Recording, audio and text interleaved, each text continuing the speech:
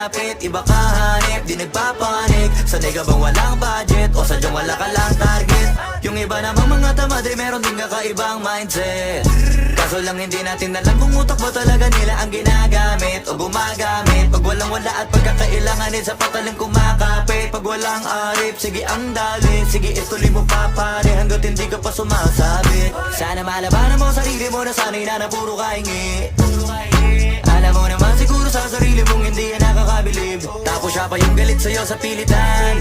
Yun naman ang di ko maintindihan. Tipong imposibleng di mo din kainisan. Kahit pa ulit-ulit mo pasigihan, mali ka na kahit na isang beses mo lang hindian.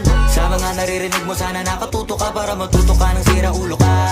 Ang sakit mo nasa ulo kasi baka yung sakit mo nga ay nasa ulo na. Kung di ka kumilos ay hindi ka tutuka. Kapag hindi ka ngumuya ng ngumuya, mabubulunan ka naman. O di kaya bibig naman ay bubula kasi hindi to laban na ng patigasan ng mukha kaya matuto maiya.